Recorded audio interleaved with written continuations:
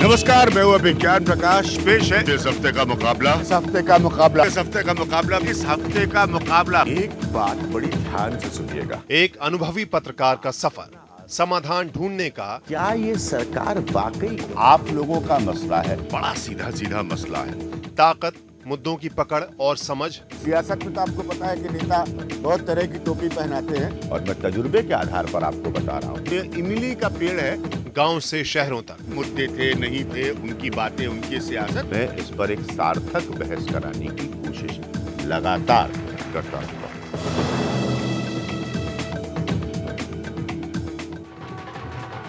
चुनावी साल दस्तक दे चुका था।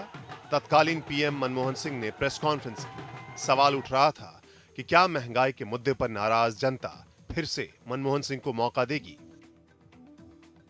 यूपीए सरकार में जो हुआ है उसमें से कितने को ओन अप करना, एक्सेप्ट करना जरूरी समझ रहे थे प्रधानमंत्री? और क्या वो जैसा कह रहे थे अपनी प्रेस कॉन्फ्रेंस में, वो वाकई मानते कि उन्होंने सबसे बेहतर सब कुछ किया? शिकायतें आपको हो सकती हैं, इतिहासकार अपने हिस्से का आकलन कर सकते हैं। ये बहुत इंपॉर्टेंट पॉइंट है। वो देश के प्रधानमंत्री थे, क्योंकि कांग्रेस पार्टी उनको लेकर चल नहीं सकता। कि क्यों वो प्रधानमंत्री नहीं रहेंगे इसका जवाब तो नहीं दिया। वो नहीं रहेंगे इनका अनाउंसमेंट किया। हम छोड़िए कि इसको बाद में प्रधानमंत्री करेंगे और अलग बात है, वो आगे आगे लेकिन ये तो हो सकता है कि कांग्रेस पार्टी के तरफ आज जितना सवाल हुआ, प्रधानमंत्री का जवाब से सवाल बड़ा इंटरेस्टिंग था कि कांग्रेस पार्टी से जब हम बात करते हैं तो सुनते हैं कि आपके कारण ही हार गए। ये चुनाव आ रहे हैं 2014, इसमें आकलन जो होएगा वो यूपीए के परफॉर्मेंस पे होएगा, आपके नेतृत्व पे होएगा, जो आपका मंत्रिमंडल उसके ऊपर होएगा। प्रधानमंत्री एक अर्थशास्त्री होने के साथ साथ एक गंभीर और तजर्बेकार राजनीतिज्ञ भी हैं। उन्होंने सरकार ने जो काम किया है उसको बताया। सरकार जहां उनके मुताबिक पूरी कामयाब नहीं हो पाई उसको भी बताया।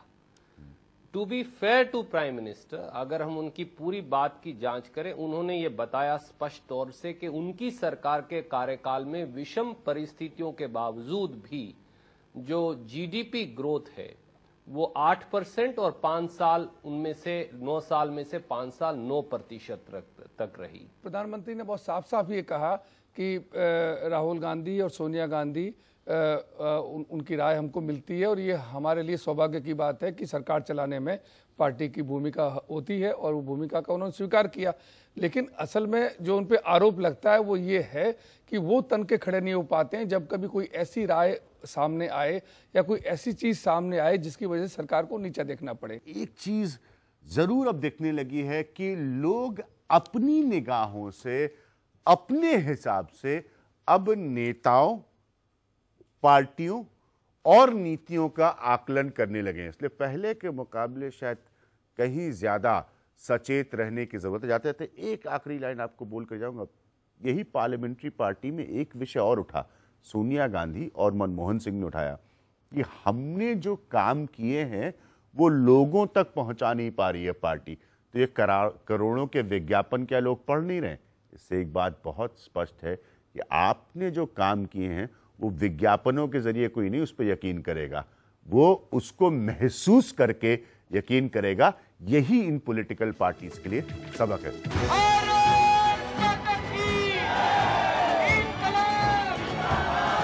आम आदमी पार्टी की सरकार आई और 49 दिनों में चली गई, लेकिन पावर पॉलिटिक्स, जी हां, बिजली पर नई सियासत शुरू हो चुकी थी।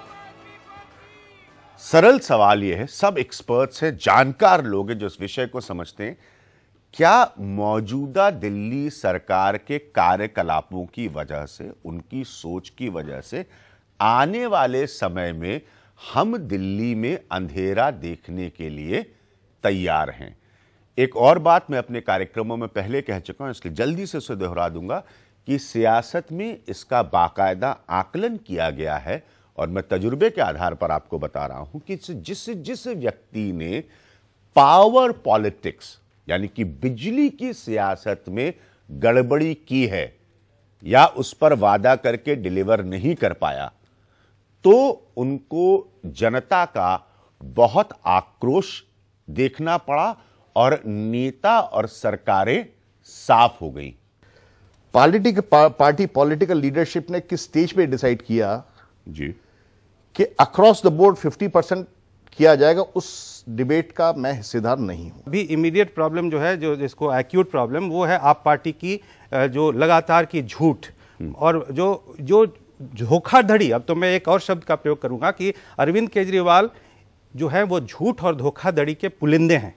ही इज अ पैथोलॉजिकल लायर। इन्होंने जब दिल्ली का चुनाव हुआ, हर्षवर्धन जी ने लंबे लंबे भाषण दिए, विजय गोयल जी ने दिए कि 30% टैरिफ कम करेंगे, और जब उनसे पूछा गया अखबार वालों ने कि भाई कैसे करेंगे आप, तो उनके दो जवाब थे कि सोलर पावर हम सब घर में लगवा देंगे। सरकारों के आने और जाने से जुड़ा विषय नहीं है, ये आपसे हमसे जुड़ा विषय है, और मैं बहुत कम विषय के बारे में आपसे वादा करता हूं। ये उन विषय में से एक है जिस पर जब जब जरूरत पड़ेगी मेरे किसी भी कार्यक्रम में मैं इस पर एक सार्थक बहस कराने की कोशिश लगातार करता रहूंगा।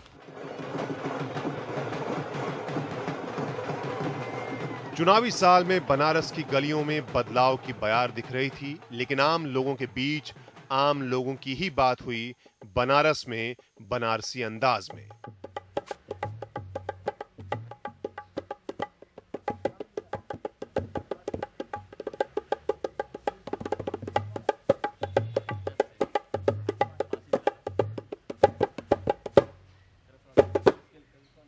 नमस्कार, मैं हूं अभिज्ञान प्रकाश। हम बनारस में मौजूद हूं मैं इस वक्त, और मैं क्या कहूं आपसे, ये मेरी जन्मस्थली है, यहाँ मेरा जन्म हुआ था। मैं भी एक बनारसी हूं।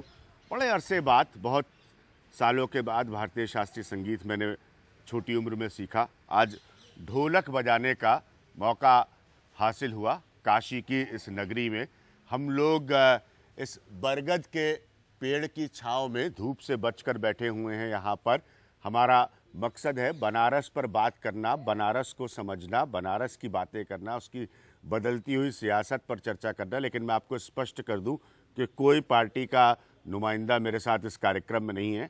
बहुत बढ़िया, बहुत पहुँचे हुए, बहुत जानकार लोग हैं बनारस के शहर के हमारे साथ आज यहाँ पर मौजूद, और ख़ास एक बढ़िया यहाँ के नौजवानों के गाने वालों का भी इंतज़ाम किया है। इसको आप अमलेश और केडी का बैंड कह सकते हैं, बनारसी स्वरूप का अमलेश और केडी का बैंड कह सकते हैं। चुनाव है, मस्ती का शहर है, मौज का शहर है, गंगा की नगरी है, ये काशी है। काशी में फिर भी काशी अपने में मस्त है। हाँ। और व्यस्त है।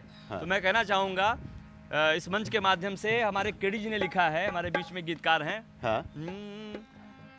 लागल चुनाव का बड़का अखाड़ा, लागल चुनाव का बड़का अखाड़ा, मचल संग्राम देखा इंडिया में, कुर्सी के खातिर होड़ लगल बा, शोर मचल बा इंडिया में, कुर्सी के खातिर होड़ लगल बा, शोर मचल बा इंडिया में। लागल चुनाव का बड़का अखाड़ा, लागल चुनाव का बड़का अखाड़ा, मचल संग्राम देखा इंडिया में, कुर्सी के खातिर होड़ लगल बा, शोर मचल बा इंडिया में, कुर्सी के खातिर होड़ लगल बा, शोर मचल बा इंडिया में। सपा देने लगी सफाई, भाजपा ने की रुसवाई, सपा देने लगी सफाई, भाजपा ने की है रुसवाई। कांग्रेस बसपा सब ने छला है, कांग्रेस बसपा सब ने छला है, और आपकी हो रही बुराई। कौन बनेगा देश का पीएम, कौन बनेगा देश का पीएम, राहुल मुलायम की मोदी में, कुर्सी के खातिर होड़ लगल बा, शोर मचल बा इंडिया में। पूरे बहुमत से मोदी सरकार बनी थी। बीजेपी पहली बार पूरे बहुमत के साथ सत्ता में आई। लोगों की उम्मीदों को समझने की कोशिश की गई। इस बार भारतीय जनता पार्टी का नारा था, अब की बार मोदी सरकार। मैं थोड़ा सा इसको हल्का सा बदल दे रहा हूं कि अब तो साफ है, इस बार मोदी सरकार। लेकिन साथ में ये कहना बहुत जरूरी है कि बहुत कम भारतीय सियासत में ऐसे नेता हुए हैं जिनके ऊपर उम्मीदों का पहाड़, क्योंकि उसको उसी तरह से पिच किया गया था, कहा गया था, इतना वजनदार हो जितना कि नरेंद्र मोदी के ऊपर है। देश ने उनको एक ऐसा मैंडेट दिया है जो कि शायद भारतीय जनता पार्टी के तमाम पुराने नेताओं को यकीन भी नहीं होगा, लेकिन साथ में ये बहुत बड़ी जिम्मेदारी है लोगों की उम्मीदों पर खरा उतरने की, नरेंद्र मोदी की। हम चर्चा नहीं करेंगे, स्किलिंग को जल्दी शुरू करेंगे और साथ ही साथ आज जो 300 ट्रेड खोजे हैं, हम 3000 स्किल सेट्स तैयार कर रहे हैं। Plans are ready.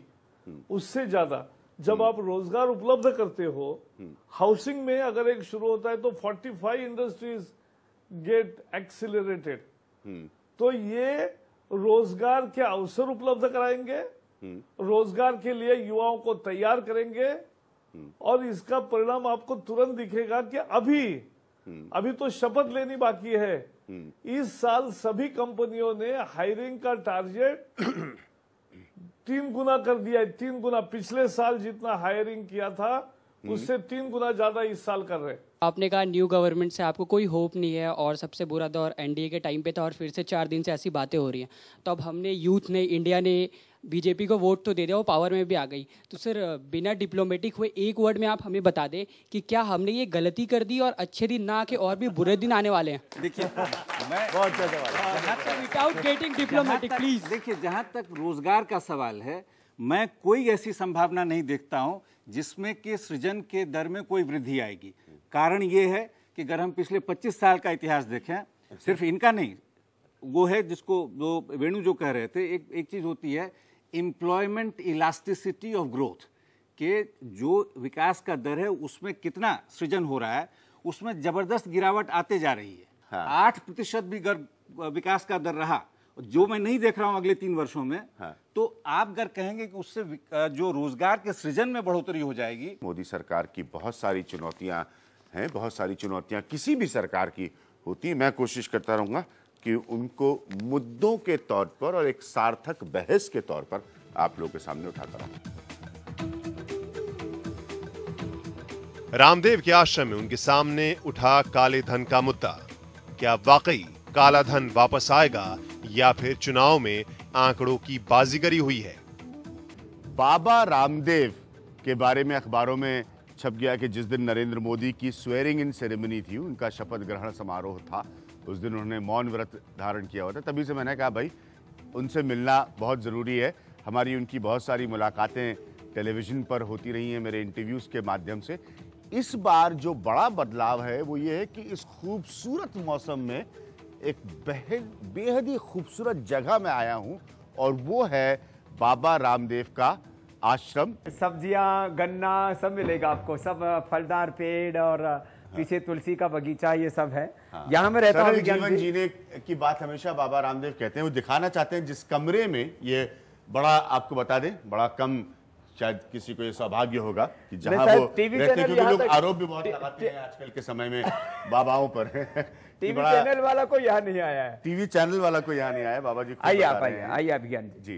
काले धन के मसले पर बात करेंगे। एसआईटी बनाना सरकार के पहले बड़े फैसलों में से है। इस मसले को, इसका दबाव, इसको उठाना, इसको बताना, लोगों तक पहुंचाना, ये बाबा रामदेव काफी लंबे वक्त से कहते रहे हैं। उन्होंने हमारे ही इस कार्यक्रम मुकाबला में एक मुलाकात के दौरान मुझसे कहा भी था कि नरेंद्र मोदी से इस विषय पर उनकी बाकायदा बातचीत हुई है और ये पहले फैसलों में से होगा। कैबिनेट में सबसे पहला प्रस्ताव काले धन के ऊपर आएगा। हाँ।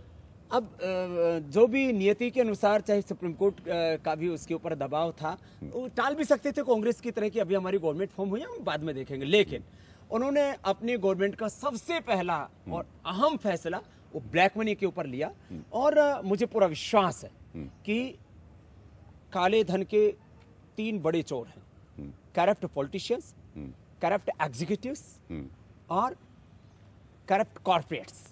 इन तीनों की जो तिकड़ी, आपको भारत निर्माण के लिए तीनों की आवश्यकता है। जब आप लोग यही मैं हमेशा ये कहता हूँ कि विडंबना जो है, जो पेचीदगी है, करेक्ट, हाँ हाँ, जो इसमें करेक्ट है उनको करेक्ट करना पड़ेगा। इन पार्टी का समर्थन या नरेंद्र मोदी का समर्थन इसलिए करें क्योंकि उससे आपको संरक्षण मिलेगा। मैं आपको आज बता रहा हूँ और पहले भी बताया कि हम कोई भीख मांगने के लिए, कोई याचना के लिए नहीं जाएंगे। कोई केस, सारे केस तो हम भुगत चुके हैं और जीत चुके हैं, तो नरेंद्र मोदी को हमें किस बात के लिए समर्थन चाहिए किसी भी केस में? क्या बाबा रामदेव मोदी की सरकार के प्रभावशाली व्यक्तियों में रहेंगे या मोदी की सरकार से दूर रहने वाले व्यक्तियों में रहेंगे? देखिए, मैं शपथ ग्रहण समारोह में नहीं गया, बहुत से प्रश्न लोगों ने उठाए। हाँ, अखबारों ने कहा उस दिन आपका मौन व्रत था। दो बात कहना चाहता हूँ। कुछ लोगों ने कहा बाबा की अनबन होगी। किस बात की अनबन भाई? कुछ लोगों ने कहा बाबा जी जो है मोदी जी के साथ गाड़ी में आएंगे इसलिए पहले दिखाई नहीं दे रहे। पता नहीं क्या क्या कहा, मुझे तो लोगों ने बताया, मैं इन चीज़ों में नहीं पड़ता। मैं दो बातें कहना चाहता था, संदेश देना चाहता था, पूरे देश को पता लग गया। मैं गैर राजनीतिक था, गैर राजनीतिक हूं और गैर राजनीतिक रहूंगा। आज जिस विषय को हम उठाएंगे इस प्रोग्राम मुकाबला में, रियल एस्टेट रेगुलेटरी बिल की बात हो या फिर अपने घर का लंबे समय से इंतजार कर रहे खरीदारों का मुद्दा, मुकाबला में ये सवाल उठे और जवाब ढूंढने की कोशिश भी हुई। रियल एस्टेट जो है वो बदलते हिंदुस्तान की कहानी में एक बहुत अहम पहलू बन चुका है। लोगों का सपना होता है घर खरीदना, लोग चाहते हैं घर खरीदना, लेकिन इसमें कोई दो राय नहीं है कि बिल्डर्स की अपनी विश्वसनीयता बहुत नीचे गिरी है। रियल एस्टेट को कुल मिलाकर आसान तरीके से पैसा कमाने का एक जरिया देखा जाता है। रियल एस्टेट को नेताओं के बड़े पैसे का, काले धन के इन्वेस्टमेंट के रूप में देखा जाता है। रियल एस्टेट को कंज्यूमर को चीट करने के तौर पे भी देखा जाता है। तो ये दोनों तस्वीरें हैं। साथ में लोगों को बदलते हिंदुस्तान में बहुत खूबसूरत रहने को घर मिले, अफोर्डेबल घर मिले। अगर ऐसा नहीं होता तो एक व्यापार के तौर पर रियल एस्टेट चमकता ही नहीं। अगर मैं चोरी करना नहीं चाहता तो मुझे रेगुलेशन से कोई डर नहीं लगता। जो करना चाहते हैं उनको रेगुलेशन से डर लगता है। कभी हम लोग देखते हैं कि कोई पान दुकान वाला भी है, वो भी आ गया जी मुझे तो 2 फ्लैट, मेरे पास 2 कस्टमर हैं, मैं 2 फ्लैट उनका करा दीजिए और मेरा कमीशन दे दीजिए। जब फर्स्ट टाइम मार्केट में घर लेने के लिए जब वो निकलते हैं तो उन्हें कुछ भी पता नहीं होता है। वो उनकी जो भोली वाली जो बातें होती है, लोभावनी बातें होती हैं कि आपको हम ये दे देंगे, स्विमिंग पूल दे देंगे, वो उनकी बातों में वो फंस जाता है। और हमें ये पता ही नहीं चलता है कि कौन सा जो ब्रोकर है वो सही है और कौन सा गलत है। तो यहाँ पे एक रेगुलेशन बिल्कुल आना चाहिए कि जो भी जेन्युइन नहीं है उनको फिर इस फील्ड से हटाया जाना चाहिए। सरकार की तरफ से डिले हो रहा है तो इसके लिए कंज्यूमर को दे। मैंने तो आपसे कहा नहीं थी कि आप डेवलपर बनिए, आप बने। आपको पता होगा कि आप प्रोजेक्ट जब अप्लाई करेंगे तो कितने दिन में आपको सरकार से अप्रूवल मिलेगा, ये तो आपको पता होना चाहिए। एक मिनट आप ब्रोशर बेच के, फोटो बेच के मुझे निकल गए। उसके बाद आपने कहा कि भाई मौजूदा सरकार ने एनवायरमेंट क्लियरेंस नहीं दी। ये सब आंकड़े में बहुत सुनता आ रहा हूँ। भाई मैंने तो कहा नहीं था कि आप बिल्डर बनिए। तो आपको कोई तो अश्योरेंस होनी चाहिए कि आपका जेस्टेशन पीरियड क्या है, आपका प्रोजेक्ट कब तक पूरा हो जाएगा। तो अगर नहीं हो रहा है तो उसके पैसे हम देंगे। ब्रोशर और बीबीए के बीच में डिफरेंस हो जाता है। जो ब्रोशर में दिखाया जाता है और जो बीबीए में मिलता है, वो मैं पहले भी कह चुका हूँ। तब तक आदमी 10% जानता हूँ। वो तो फ्लैट बनेगा फरीदाबाद और झज्जर में दिखाते हैं ये लोग, यूरोप की फोटो है। नहीं, मेरा सवाल वही है, तो आपकी रिस्पॉन्सिबिलिटी कहाँ तक जाएगी? सिर्फ बीबीए साइन कराने तक या उसके आगे तक भी जारी चाहिए? बिल्डर और ब्रोकर के रिश्ते में कंज्यूमर का हक रहना, कंज्यूमर का अधिकार रहना, ये सबसे ज्यादा जरूरी है।